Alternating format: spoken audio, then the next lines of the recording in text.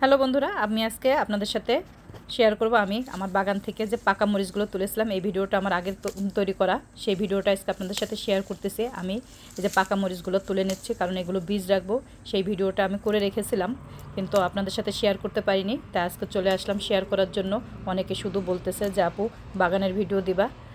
আসলে তো আমার বাগান তো নষ্ট হয়ে গেছে ঠান্ডায়, কিন্তু এই ভিডিওটা করা আছে। এই ভিডিওটা আজকে আপনাদের সাথে শেয়ার করতে চলে আসলাম। দেখেন মরিচগুলো কত সুন্দর, একদম টুকটুকা লাল। আসলে আমিও বোকার মতো কাজ করছি। আমি যদি অনেক ভিডিও করে রাখতাম আমার বাগানের, এখন আপনাদের সাথে সেটা শেয়ার করতে পারতাম। ভিডিওগুলো আসলে আমি ওইভাবে করে রাখিনি। ভিডিওগুলো একা একা তো আমি অত বুঝতেও পারিনি। ভিডিওগুলো করে রাখলে আসলে আপনাদের অনেক কিছু আমি দেখাতে পারতাম আমার বাগানের, কিন্তু এভাবে করে রাখা হয়নি। এই ভিডিওটা করে রেখেছিলাম যে ছাড়বো, আজ ছাড়ি কাল ছাড়ি, এভাবে ছাড়া হয়নি। মনে করলাম যে আজকে আপনাদের সাথে শেয়ার করি। দেখেন কত সুন্দর লাগে, খুবই সুন্দর লাগে। মানে সত্যি আমি যে বলি না, প্রতিটা ভিডিওতেই বলি যে পুরো ফুলের মতো লাগে, আসলেই ফুলের মতো লাগে। দেখেন কত মরিচ গাছে, অনেক মরিচ। আবার ফুল হচ্ছে, মানে পাকা আছে, সবুজ আছে, ফুল মানে গাছ ভরে যায় মরিচে। আপনি যত তুলবেন মরিচ তত হয়। কিন্তু এই যে ঠান্ডার কারণে তো সব গাছগুলো মারা গেলো। যা আছে মরিচ তাও সব ঝরে ঝরে পড়ে যাচ্ছে, শুধু পাকা মরিচ আছে। ওই মরিচগুলোও তোলা দেখাবো। অনেক পাকা মরিচ আবার গাছে আছে, সেগুলো আপনাদের সাথে আবার শেয়ার করব। আজকে আমি এই নাগা মরিচ তুলবো, আর হচ্ছে আমার দেশি যে মরিচটা আছে ওই মরিচটাও তুলবো। ওই মরিচটা হচ্ছে আপনার, ওইগুলোও আমি বীজ রাখবো। দেখেন কত সুন্দর লাগে, অনেক সুন্দর লাগে আসলে। আমার এত মরিচ হয়েছে এই গাছে, ছোট ছোট গাছ, তারপরেও অনেক মরিচ। আসলে আমি অত যত্ন করি না গাছে।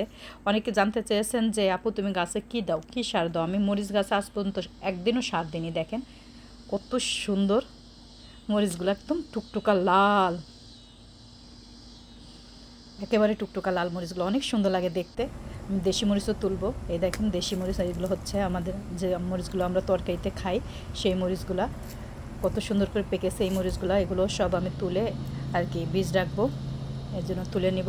এগুলো সব শুকায়ে রেখে দিলে সুন্দর, পরবর্তীতে আবার গাছ লাগানো যাবে।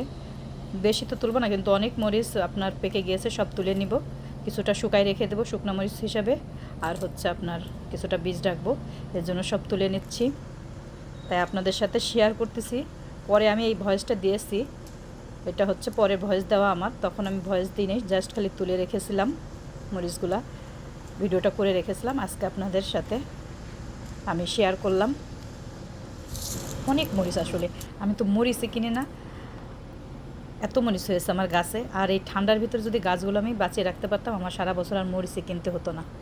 এত মরিচ হয় গাছে, মরিচ সবজি সব কিছুই আল্লাহর রহমতে অনেক হয়, অনেক সুন্দর হয় আমার গাছের সবজিগুলা। দেখেন শুধু তুলতেই মন চায়, শুধু তুলতেই ইচ্ছা করে আমার। অনেক মরিচ গাছে, এখনও আমার গাছে অনেক মরিচ আছে। আমি গ্যারেজে রেখে দিয়েছি, একবার রোদে আনি, আবার ভিতরে ঢুকায় রেখে দিই ঠান্ডার জন্য, ওইভাবে রেখে দিই। দেখা যাক কয়দিন বাঁচে, ওইটাই আমার শান্তি, যে কয়দিন বাঁচে। আলহামদুলিল্লাহ। এই তো সব তুলে নিলাম। কেমন হলো অবশ্যই জানাবেন, যদি ভালো লাগে লাইক কমেন্ট শেয়ার করবেন। আজকে এই পর্যন্ত, আল্লাহ হাফেজ, আসসালামু আলাইকুম।